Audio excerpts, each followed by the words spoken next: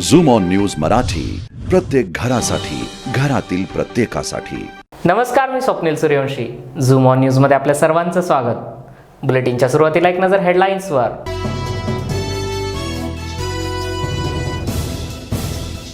बारामतीमध्ये जिल्हा परिषद सदस्य यांच्या पतीवर गोळीबार।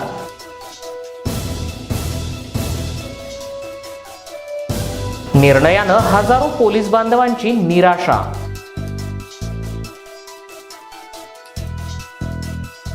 मराठा आरक्षणासाठी केंद्र सरकारनं हस्तक्षेप करावा, अमित देशमुख यांचं प्रतिपादन।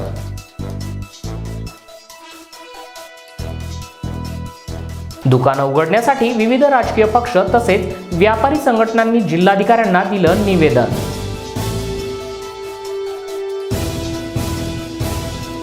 कोरोनामुळे ऑपरेशन लोटस होणार नाही, देवेंद्र फडणवीस यांची स्पष्टोक्ती।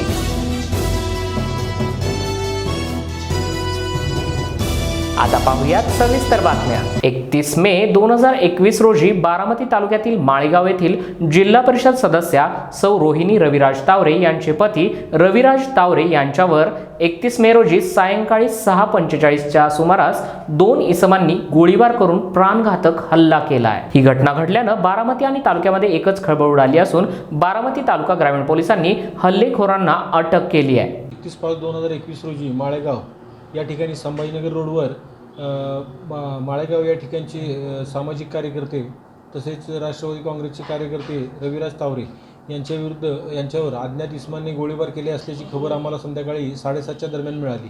सदरच्या खबर आम्हाला मिळाल्यानंतर आम्ही आमचे SP साहेब डॉक्टर श्री अभिनव देशमुख साहेब यांना सदर घटनेची माहिती दिली। त्याचप्रमाणे ॲडिशनल SP मोहिते साहेब आणि DYSP शिरगावकर साहेबांना घटनेची माहिती देऊन मी आणि माझे अधिकारी घटनास्थळी पोहोचलो। घटनास्थळी पोहोचल्यानंतर त्या ठिकाणी समजले की यातील जखमी रविराज तावरे यांना बारामती हॉस्पिटल या ठिकाणी उपचारकामी घेऊन गेलेले आहेत। त्यांच्या छातीमध्ये गोळी लागली असल्याचे समजल्यानंतर आम्ही सदर हॉस्पिटलमध्ये एक अधिकारी आणि बाकी टीम पाठवून बाकी माननीय SP सो अभिनव देशमुख साहेब यांच्या मार्गदर्शनानुसार आम्ही तपासाच्या वेगवेगळ्या टीम तयार केल्या। यामधील आरोपी हे मोटरसायकलवरून बुलेट गाडीवरून आले असल्याचे निष्पन्न झालं असल्याकारणाने वेगवेगळ्या टीम तयार करून आम्ही वेगवेगळ्या ठिकाणी पाठवल्या। बातमीदारामार्फत मिळालेल्या बातमीनुसार त्या ठिकाणी साधारण रात्री 1-1:30च्या दरम्यान आम्हाला कळाले की सदरचे आरोपी यातील 2 आरोपी हे उरळी कांचन या ठिकाणी असल्याचे समजल्यानंतर आम्ही सदर ठिकाणी आरोपींना शोध घेण्याकामी PSI मोहिते यांनी टीम पाठवली होती। त्या ठिकाणी त्यांनी शोध घेतला असता सदर ठिकाणी ते आरोपी मिळून आले, त्यांना आम्ही ताब्यात घेतले असता त्यानंतर आम्ही सदर आरोपींना जाऊन आम्ही त्यांना ताब्यात घेऊन पोलीस स्टेशनला आणले।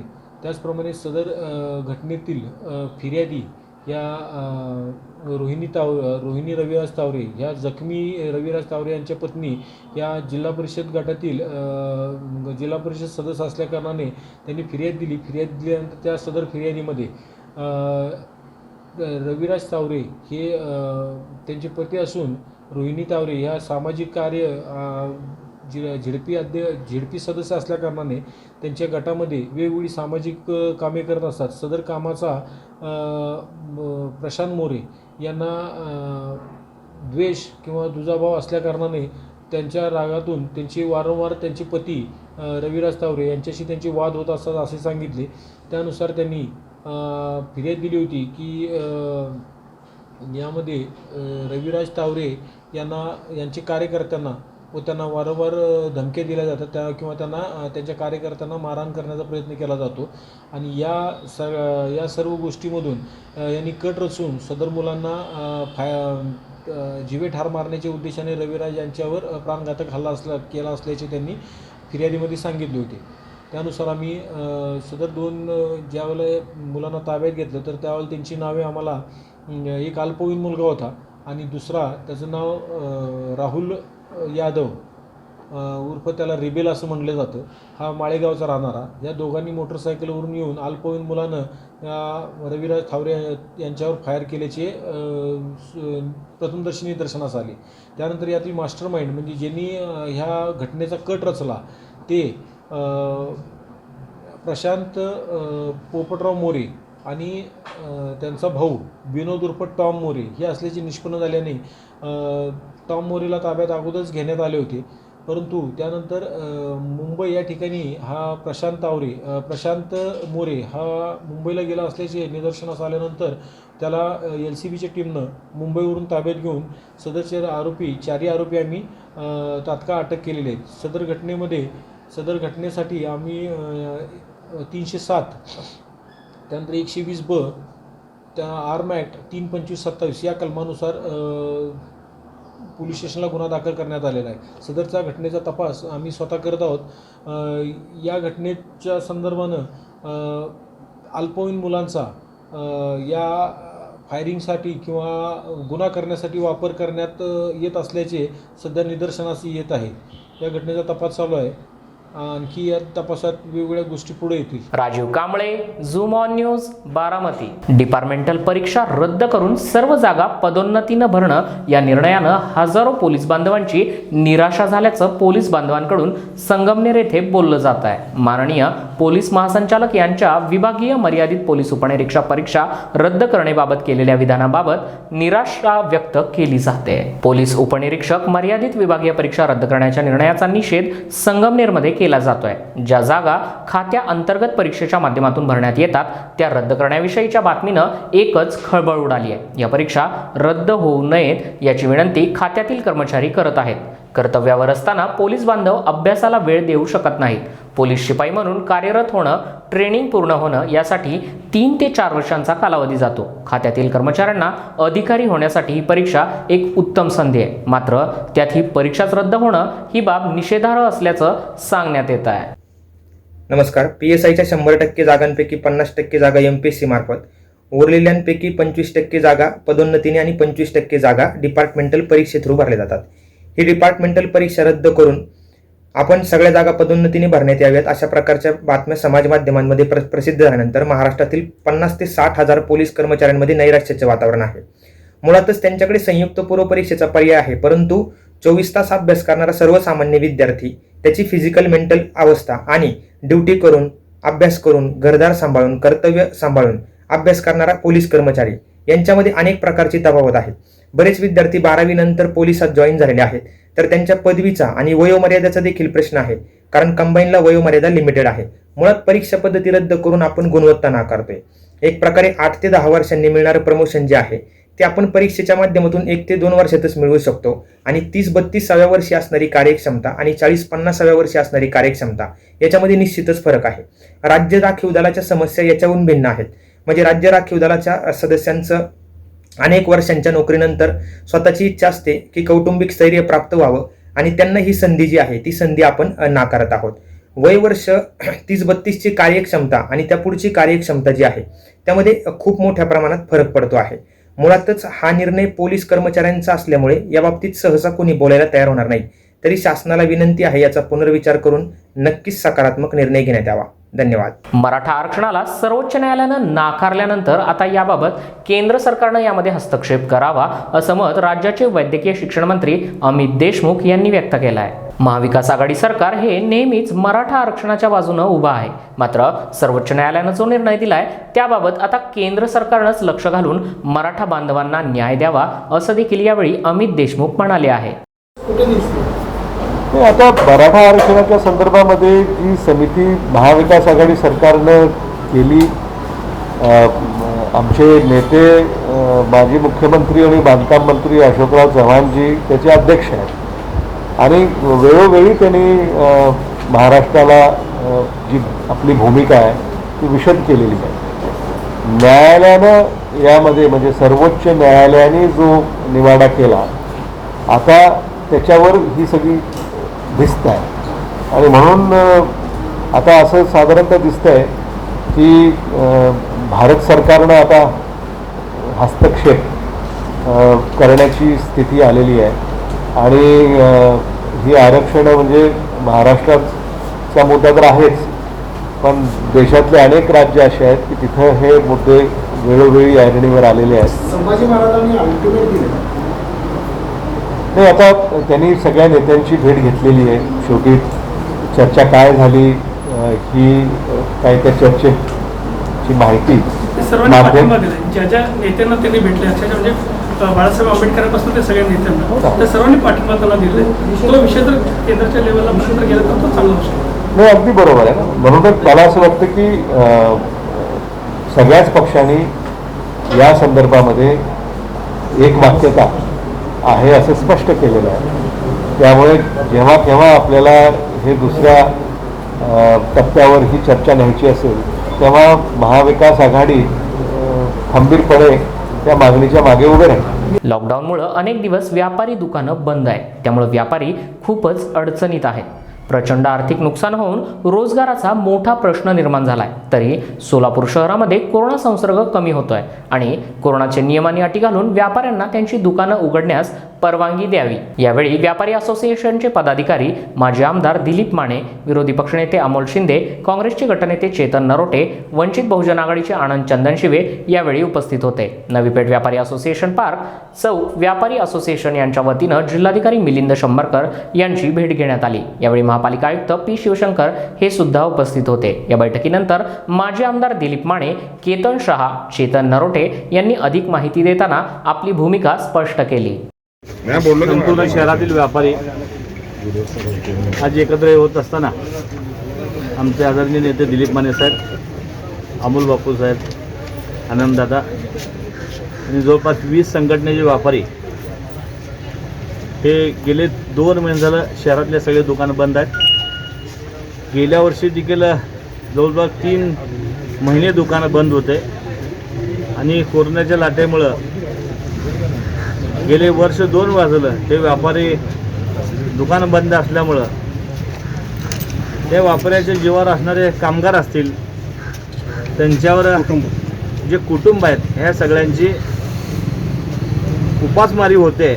आणि आता आमच्या सगळ्यांच्या लक्षात आल्यानंतर इतर शहरामध्ये सर्व दुकान उघडलेले आहेत. त्यामुळे आज आम्ही आयुक्त असेल, कलेक्टर असेल यांना सगळं भेटलो आहे. त्याच प्रस्ताव तातडीने पाठवत आहेत आणि प्रस्ताव पाठवल्यानंतर आदरणीय प्रणिताई शिंदे असेल, आमचे माने दिलीप माने साहेब असतील, त्यांच्या वरिष्ठ लेवलला बोलून कसल्याही परिस्थितीत आज 1 तासात ते प्रस्ताव पाठवतील आणि संध्याकाळपर्यंत आपल्याला चांगला रिझल्ट येईल अशी अपेक्षा या ठिकाणी आम्ही व्यक्त करतोय. निश्चित यामध्ये उद्या दुकान उघडतील. विरोधी पक्षनेते देवेंद्र फडणवीस मुक्ताईनगर तालुक्यातील वादळी वाऱ्यामुळे झालेल्या नुकसानीची पाहणी करण्यासाठी आले होते. त्याच रावेर तालुक्यातील तांदळवाडी येथे पत्रकारांशी बोलत होते. यावेळी बोलताना ते म्हणाले की शेतकऱ्यांची सातत्यानं मागणी आहे की मागच्या वर्षी झालेल्या नुकसानीचे पैसे आम्हाला मिळालेले नाही आहेत. त्यातच यावर्षी सुद्धा आता पुन्हा नुकसान झालंय. ज्याप्रमाणे कोकणामध्ये नुकसान झालंय त्यांना जे आर्थिक मदत महाराष्ट्र सरकारनं केली आहे त्याच धर्तीवर आम्हाला तातडीची मदत हवी आहे. शरद पवार हे राजकीय विरोधक किंवा वैचारिक विरोधक असले तरी ते ज्येष्ठ नेते आहेत. त्यांच्या 3 सर्जरी झाल्या होत्या. आता ते ठीक झाले म्हणून त्यांची भेट घेण्यासाठी गेलो होतो. छत्रपती संभाजीराजे यांच्या तोंडी अनेक घोषणा टाकण्यात आल्या, परंतु त्यांनी राजकीय भूमिका कुठलीही घेतलेली नाही आहे. पक्षाच्या विरोधात कुठली भूमिका संभाजीराजेंनी घेतली नाही आहे. सध्या कोरोनाचा कालावधी असल्यानं राजकीय बदलाचे कुठलेही संकेत नाही आहेत. सध्या कोरोना महामारीमुळे आपण जगत आहोत, त्यामुळे ऑपरेशन लोटस होणार नाही अशी प्रतिक्रिया देवेंद्र फडणवीस यांनी पत्रकार परिषदेमध्ये स्पष्ट केली. तात्काळ केळी उत्पादक शेतकऱ्याकडे लक्ष देण्याची गरज आहे. मुख्यमंत्र्यांना कधी भेटणार आहात या सगळ्या प्रश्नावर? मी आता या संदर्भात माननीय मुख्यमंत्र्यांना एक सविस्तर अहवाल पाठवेन, त्यानंतर मी त्यांच्याशी बोलेन. केळी कर्करोगावरील अनुदान आपण मुख्यमंत्री असताना 2016 साली बंद करण्यात आलं, त्याच्यावर काय सांगाल? केळी करप्याचं अनुदान आमच्या काळात बंद करण्यात आलं नाही, ते मागील काळात बंद करण्यात आलं आहे, मागील वर्षी बंद करण्यात आलं आहे. शेतकऱ्याची मी स्वतः चर्चा केली तेव्हा शेतकऱ्यांनी सांगितलं आम्हाला मिळत होतं, मागील वर्षापासून ते मिळत नाही. 2 फोटोची चर्चा आहे. आज तुमची रक्षा खडसे यांच्याशी भेट आणि काल शरद पवारांची भेट. यावरती संजय राऊत असं म्हणाले की पवारांनी तुम्हाला असा सल्ला दिलाय की 100 वर्ष तुमचं सरकार येणार नाही आणि आदर्श विरोधी पक्षनेता कसा असावा याचे धडे तुम्हाला दिलेत असं ते म्हणतात. संजय राऊतांची हालत अशी आहे, म्हणजे तुम्ही चुकीचा अर्थ घ्याल त्या अर्थाने मी म्हणत नाही, पण घरकाना घाट काय चुकीचा अर्थ लावू नका. मी त्यांना काही म्हणत नाही, मी त्यांना चांगला संपादक मानतो, पण त्यांची अवस्था घरकाना घाट काय, ते इकडचे आहेत की तिकडचे आहेत हेच कोणाला माहिती नाही. त्याच्यामुळे त्यांना आता काम करायला बरं, ते संपादकही नाही आहेत, मुख्य संपादक तर आमच्या वहिनी आहेत. त्याच्यामुळे त्यांची अवस्था अशी झाली आहे की त्यांना रोज उठून बोलण्याशिवाय कसं असतं की ज्याच्याकडे कोणी लक्ष देत नाही ना त्याला लक्ष वेधून घ्यावं लागतं. मग असं लक्ष वेधण्याचं काम ते करत, त्याच्यावर काय प्रतिक्रिया विचारतात? लावून एक प्रश्न आहे आणि तुम्ही दुसरं जे म्हणाला ते देखील सांगून देतो. रक्षाताई खडसे भारतीय जनता पक्षाच्या खासदार आहेत. त्यांच्या मतदारसंघात आल्यानंतर त्यांनी मला घरी चहाला निमंत्रित केलं. माझ्या भारतीय जनता पक्षाच्या खासदार रक्षाताई खडसे यांच्या घरी मी चहाला गेलो. त्यामुळे याच्यात कोणी वावगं समजण्याचं कारण नाही. पक्ष बांधणीसाठी हा सगळा दौरा, कालची पवार भेट हा सगळा डॅमेज कंट्रोल असं आहे की डॅमेज कंट्रोलची आवश्यकता या सरकारला आहे, आम्हाला थोडी आहे. या सरकारवर रोज लागणारे आरोप, या सरकारची झालेली अवस्था आणि त्यातच पंढरपूरचा आलेला निकाल, यामुळे डॅमेज कंट्रोल त्यांनी करायचा की आम्ही करायचं? आम्ही केवळ शेतकऱ्यांकरता या ठिकाणी आलो आहे. आणि इथेच नाही, जिथे जिथे गारपीट झाली, जिथे जिथे वादळ आलं, जिथे जिथे शेतकऱ्याचं नुकसान झालं, त्या प्रत्येक ठिकाणी मी चाललो आहे. आणि माझा दौरा आज इथे संपत नाही आहे, माझा कोविडचा दौरा चालला आहे. यानंतर मी मराठवाड्याच्या 5 जिल्ह्यात आज रात्रीपासून जातो आहे.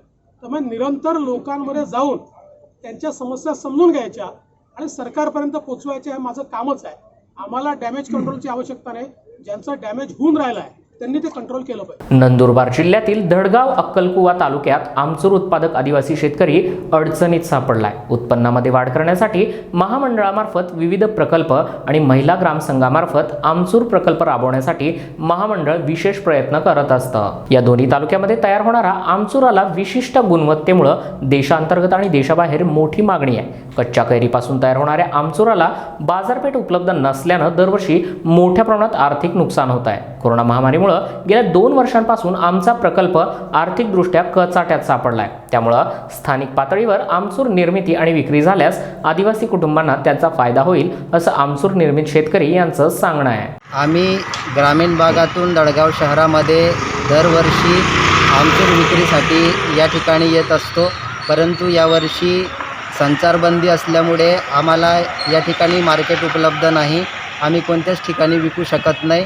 त्यासाठी या महिन्यामध्ये मोठ्या प्रमाणामध्ये आमचूर निघत आहे. परंतु हे विक्रीसाठी कुठेच सुविधा नसल्यामुळे आम्हा शेतकऱ्यांचं मोठ्या प्रमाणामध्ये नुकसान होत आहे.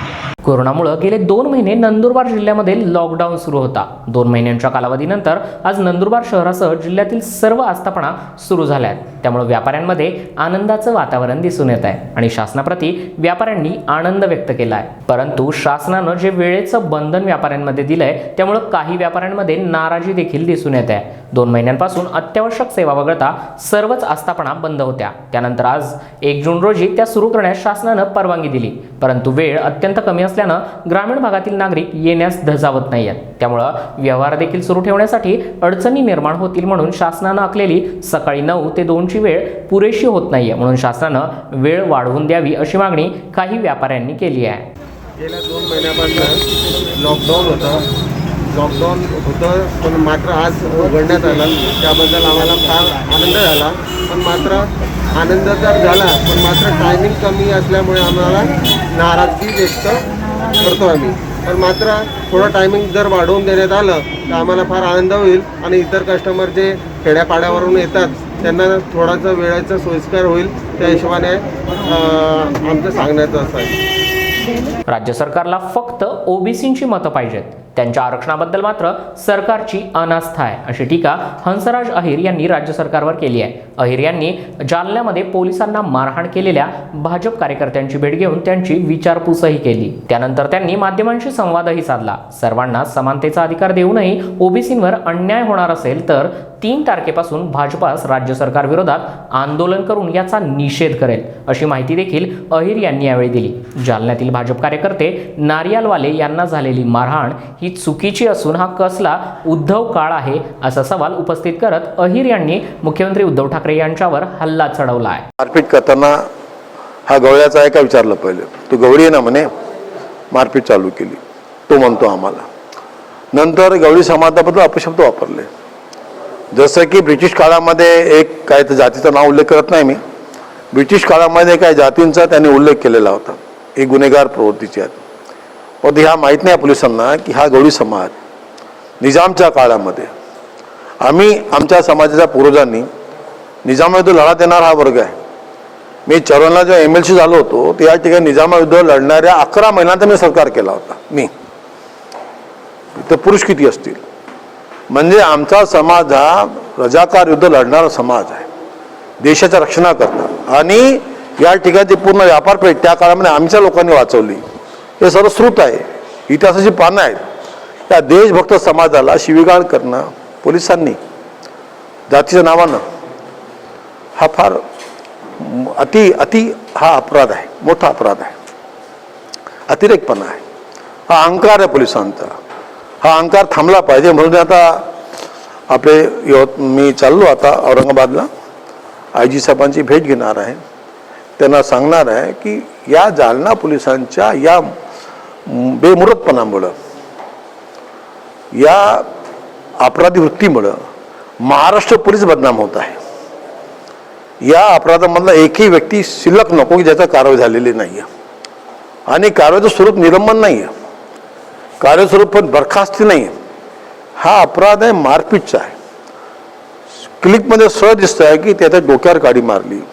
डोक्यावर काडी मारण्याचा अर्थ असा असतो की 324, 326, 307 कलमा लागतात. हा काय मामूली अपराध नाही होऊ शकत. आता त्याने अपराध मार खाल्ल्यावर त्याला किती धमकवलं. म्हणजे तो व्यक्ती घरामध्ये DYSP असताना रिटायर, घरामध्ये 2 भाऊ शिपाई असताना रिपोर्ट देऊ शकत नाही. इतकी दहशत पोलिसांची. हा काळ मोदीचं सरकार देशामध्ये आहे. लोकशाही प्रधान देशामध्ये लोकांना सहजतेने जगता आलं पाहिजे. हा रिपोर्ट देऊ शकत नाही.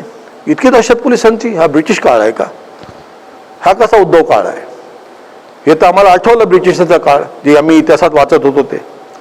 म्हणून स्वतः मुख्यमंत्री महोदयांनी दखल घ्यावी. आणि धुळ्यातील देवपूर भागामध्ये सुरू असलेल्या भूमिगत गटार योजनेचं काम अतिशय खराब पद्धतीनं आणि निकृष्ट दर्जाचं होत असल्याचा आरोप करीत शिवसेनेच्या वतीनं खोदलेल्या रस्त्यांवर करण्यात आलेल्या डागडुजीची प्रत्यक्ष पाहणी करून जीवन प्राधिकरणच्या अधिकाऱ्यांना जाब विचारण्यात आला आहे. गेल्या 1.5 वर्षांपासून देवपूर भागामध्ये भूमिगत ड्रेनेजचं काम चालू आहे, परंतु चालू असलेल्या कामावर MGPचा कोणताही अधिकारी फिरकत नसल्यानं ठेकेदारावर कोणताही वचक न राहिल्यामुळं कामाचा दर्जा खूपच खराब झाला आहे. तसेच जे पत्रकानुसार बिलकुल होताना दिसून येत नाही आणि ड्रेनेजचं काम देखील करत असताना ठेकेदाराला पाठीशी घालण्याचं काम करत आहेत असा आरोप देखील शिवसेनेनं केला आहे. येणाऱ्या पावसाळ्यामध्ये मोठ्या प्रमाणात रस्ते खचल्याशिवाय राहणार नाही आणि शिवसेनेनं धुळे मनपा आयुक्त अजित शेख यांची वेळोवेळी भेटही घेतली आहे. तसेच MGPचे अधिकारी यांना सुद्धा सांगितलंय, तरी सुद्धा कोणतीही दखल न घेता पालिका प्रशासन, सत्ताधारी भाजप आणि MGPचे अधिकारी ठेकेदाराला पाठीशी घालताय. जर पावसाळ्यामध्ये केलेली कामं आणि ड्रेनेजचे गोल्ड चेंबर खचून गेलं तर शिवसेना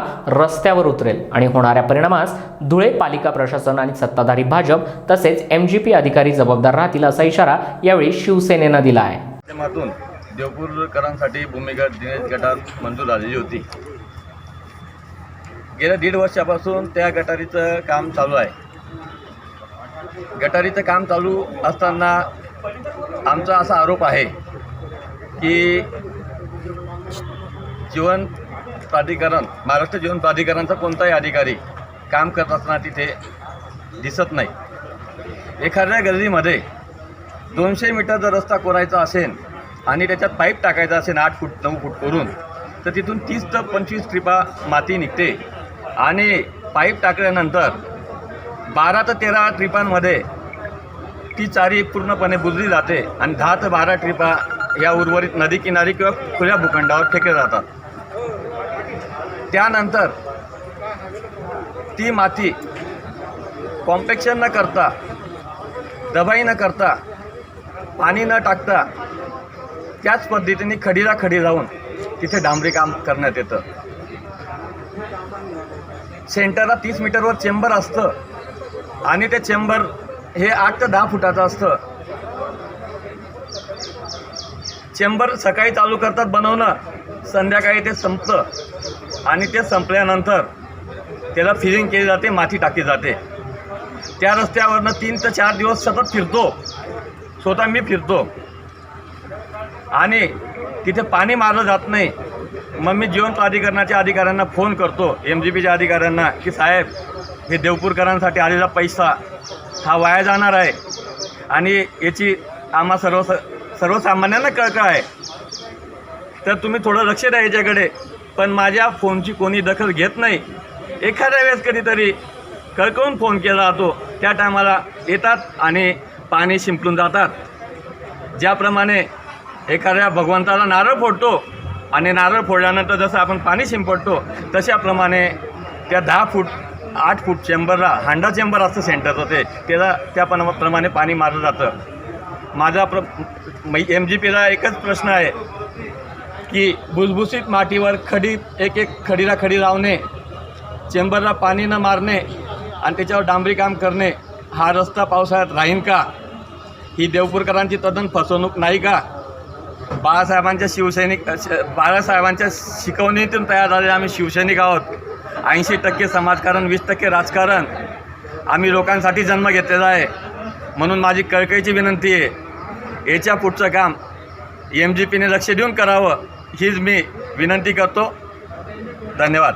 गेल्या 2 महिन्यांपासून लॉकडाऊनमध्ये शिथिलता दिल्यानंतर आजपासून अमरावती जिल्ह्यातील बाजारपेठ सकाळी 7 ते 2 वाजेपर्यंत सुरू करण्यात आली आहे. पहिल्याच दिवशी बाजारामध्ये नागरिकांनी खरेदीसाठी चांगलीच गर्दी केली, तर पोलिसांनी मुख्य बाजारपेठेत जाण्यासाठी 4 चाकी आणि 3 चाकी वाहनांना बॅरिकेडिंग करून पूर्णपणे बंदी केली आहे. आजपासून बाजारपेठ उघडल्यानं व्यापाऱ्यांनी समाधानही व्यक्त केलं असून सकाळी 7 ते 2 ही वेळ सुद्धा चांगली असल्याचं व्यापाऱ्यांनी यावेळी सांगितलं आहे.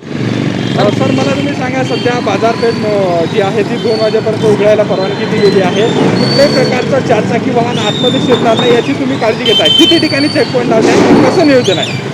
10 ते 12 ठिकाणी चेकपॉईंट लावलेले आहेत आणि त्या ठिकाणावरून जे 4 व्हीलर किंवा 3 चाकीचे वाहन आहेत त्यांना आम्ही डायव्हर्ट करतो आहे आणि पार्किंगची व्यवस्था केलेली आहे. बाहेर नेहरू मैदान आणि तिकडे चित्राड ऑफिसकडे पण पार्किंगची व्यवस्था केलेली आहे. त्या ठिकाणी नागरिक वाहन पार्क करून मार्केटमध्ये खरेदी करता जाऊ शकतात, जेणेकरून गर्दी होणार नाही या दृष्टीने सर्व नियोजन केलेलं आहे. आता सकाळी 7 वाजल्यापासून दुकानं उघडायला सुरुवात झालेली आहे, तरी मोठ्या प्रमाणात गर्दी होत आहे. काय सांगाल? बरेच दिवसानंतर लॉकडाऊन मध्ये सूट दिलेली आहे आणि बाजारपेठा खुल्या झालेल्या, त्यामुळे नागरिक गर्दी करतील हे अपेक्षित होतं. परंतु त्या गर्दीवर नियंत्रण करण्यासाठी आम्ही तशी पुरेशी व्यवस्था केलेली आहे आणि त्यामुळे आपण पाहू शकतो की मार्केटमध्ये गर्दी दिसत नाही आहे त्याप्रमाणे. कोरोना रुग्णसंख्या अमरावती जिल्ह्यामध्ये काही प्रमाणात आटोक्यात आल्यानं सकाळपासूनच 7 ते 2 या वेळेमध्ये सर्व प्रकारची दुकानं तब्बल 2 महिन्यानंतर उघडली. अमरावती जिल्ह्यामध्ये 8 तास दुकानं सुरू ठेवण्यास परवानगीही देण्यात आली आहे, तर मॉल सुरू ठेवण्यास मात्र बंदी आहे. तर दुकानं उघडल्यानं आज अमरावती शहरामध्ये पुन्हा एकदा नागरिकांची सकाळपासून रेलचेल पाहायला मिळाली. लॉकडाऊनमध्ये शिथिलता आणून जनजीवन पूर्वपदावर आणण्याचा हा प्रयत्न असून नागरिकांनी कोरोना नियम पाळणं आवश्यक आहे, कारण 3री लाट येण्याची दाट शक्यता आहे. किराणा, भाजीपाला, बेकरी, चिकन, मासे आदी दुकानं सकाळी 7 ते दुपारी 2 या वेळेमध्ये सुरू ठेवण्यास परवानगी देण्यात आली आहे. त्याचप्रमाणे बिगर जीवनावश्यक एकल दुकानंही शनिवार रविवार वगळता सकाळी 7 ते दुपारी 2 या वेळेमध्ये सुरू राहतील. उपाहारगृहांना देखील सकाळी 11 ते 7 या वेळेमध्ये घरपोच सेवेची परवानगी देण्यात आली आहे. नागरिकांना दुपारी 3 नंतर वैद्यकीय कारण आणि इतर आवश्यक कारणांशिवाय बाहेर पडण्यास मनाई आहे. तर दुकानं सुरू झाल्यानं दुकानदारांनी प्रशासनाचे आभार देखील मानले आहेत. आतापर्यंत सर आम्हाला मालूम कसं दिवस काढले, काय काढले, तर काय करून आलो आम्ही. आमच्यावर किती कर्ज बजाय झालं आहे आम्ही आम्हाला आता दुकानचं भाडं, आता मला की हे काय म्हणून त्यानंतर त्याला सांभाळणं, घरची परिस्थिती डावरली सध्या सांगू शकत नाही. तो काय पुढे म्हणजे वर्षात चाललं गेलं नाही त्याची कोरोनामध्ये, त्यातनी आम्ही तर काय सांगू शकतो. असं जाणवलं का पहिले जर आपण समजून घ्या, जर 2 पैसे जर जमा करून ठेवले असते तर फार चांगलं राहिलं असतं. आता वाटलं नाही अशी पसंत येईल म्हणून. आता त्याला काही तोड नाही आहे. आता इथून यायला सांभाळण्याची कोशिश करावं लागेल. Ramkrishna Vasantrao Bare. Aniruddha Ugale, zoom on news, Amravati. Muktainagar तालुक्यातील शेमळदे येथील एका शेतकऱ्यानं विरोधी पक्षनेते देवेंद्र फडणवीस यांच्या समोर विष प्राशन करून आत्महत्या करण्याचा धक्कादायक प्रयत्न केला आहे. आत्महत्या करण्याचा प्रयत्न केल्यानं एकच खळबळ उडाली होती. उपस्थितांनी सतर्कता दाखवल्यानं पुढील मोठा अनर्थ टळला आहे. मुक्ताईनगर काय विषय, किती नुकसान झालेलं आहे? माझी केडीचं तिथं 2000 कोट पडलाय. माझ्या अवकातनुसार मला भरपूर आहे. माझ्या केडीपर्यंत मुख्य हे काय येत नाहीये. तुम्ही आता स्थानिक नेत्यांना सांगितलं, काय त्यांचं मत? ते माझ्याकडे कदापि लक्ष देत नाही आहे. त्यांना मी म्हणजे मला अशी गंमत समजता येते. त्यांना कसं आहे, जिथं गाडी जाईल ना 4 व्हीलर, त्यांना तिथं हौशेनं जावंसं वाटतंय. जिथं पायी चालायचं आहे ना, यांचे पाय मुडतात राजकीय नेत्यांचे. तिथं कळलं का? नक्कीच आपण बघू शकतो. एखाद्या गरीबाची मदत का तुमचे पाय मुडता का? तुम्हाला असं वाटतंय का ते तोंड बघून पाणी करताय? कोण? बिलकुल. ते शेत मला तुम्ही एकच सांगा, माझ्या शेतापर्यंत काय येत नाहीये. काय कारण काय तुमच्याकडे? जिथं 4 व्हीलर होतं तिथं जायचं का तुम्ही लोकांनी? जिथं पायी चालताय तिथं नाही जायचं का? बाकीच्या इथं गाडवर राहता का? माणसं नाही राहत का तिथं? शेतकरी आज आत्महत्या करेल साहेब, तुम्हाला सांगू. Gaurav Bagul, zoom on news, Muktainagar. Maratha समाजाला नाकारण्यात आलेल्या आरक्षणावरून राज्यातील राजकारण पेटलं असून भाजपनं मराठा आरक्षण प्रश्नी राज्यभर दौरे सुरू केले. भाजप नेते हर्षवर्धन पाटील हे सातारा दौऱ्यावर आले होते.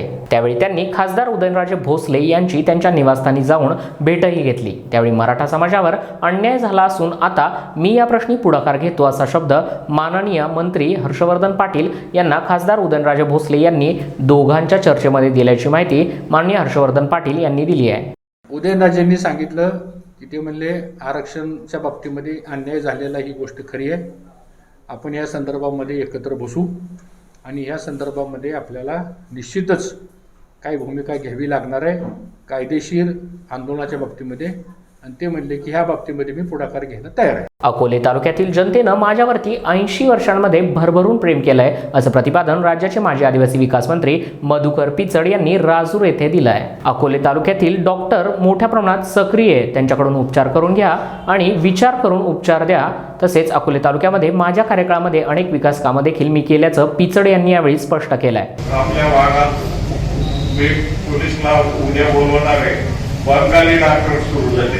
बंगाली डॉक्टर झाडाखाली बसून कोरोना संकटाला मात करा आणि खऱ्या आपले इतके पेशी आहेत, इतके डॉक्टर, इतके सब सेंटर आहेत, अंगणवाडी सेविक आहेत, आशा सेविक आहेत, मेडिकलचे ऑफिसर आहेत, डॉक्टर्स आहेत, सगळे कर्मचारी ग्रामसेवक आहेत, तलाठी आहेत. हे सगळे सरकारी कर्मचारी एक जीवन काम करतात. त्यांच्या मार्गदर्शन घ्या. चुकीचे मार्गदर्शन घेऊ नका आणि चुकीच्या पद्धतीनं वागू नका. ही विनंती आहे. आणि चुकीच्या तरुणाला माफ करण्यासाठी संपूर्ण काळजी घ्या. एवढं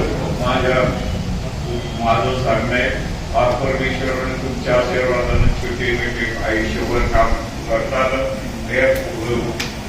त्याच्याबद्दल धन्यवाद. आणि असं आयुष्य कोणाला मिळत नाही. आम्हाला भाग्य या तालुक्यातल्या जनतेनं उदंड काम करण्याची संधी दिली. त्याच्याबद्दल मनापासून आभार आहे. आणि आदिवासी समाजातला जे महत्वाचे निर्णय त्या काळात मला घेता आले त्याच्याबद्दल समाजाच्या मी ऋणी आहे. पुन्हा एकदा आपण कोविड योद्ध्यांचा सत्कार केला त्याच्याबद्दल मनापासून धन्यवाद. आणि हे सगळे प्रश्न चालत राहतात. प्रश्न सुटत राहतात आणि लढणारा साथ दिलेली त्याच्याबद्दल मला वाटतं की बुवारीसर साक्षी आहे. धनगराच्या आरक्षणाचा प्रश्न टाकाचा कमिटीचा अहवाल आज किती मांडलो. सगळ्या शक्तीनिशी मांडलो आणि टाटा कमिटीनं धनगरांच्या विरोध अहवाल दिला. म्हणून आदिवासी समाजाचं संरक्षण झालंय. असंच एकजुटीने एक ताकदीनं लढण्याचं काम आपण करावं अशी सदिच्छा व्यक्त करतो.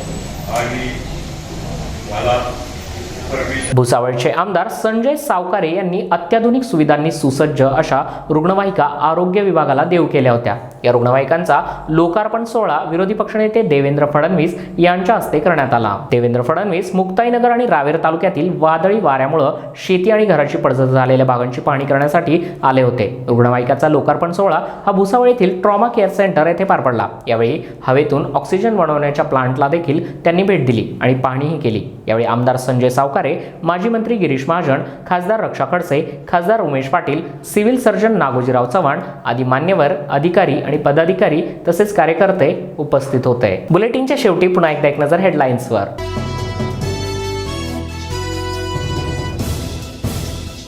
बारामतीमध्ये जिल्हा परिषद सदस्य यांच्या पतीवर गोळीबार.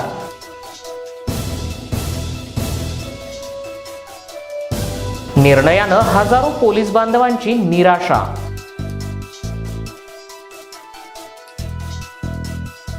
मराठा आरक्षणासाठी केंद्र सरकारनं हस्तक्षेप करावा, अमित देशमुख यांचं प्रतिपादन.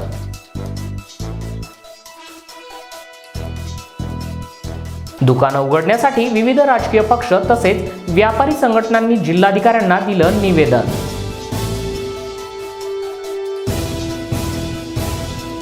कोरोनामुळे ऑपरेशन लोटस होणार नाही, देवेंद्र फडणवीस यांची स्पष्टोक्ती.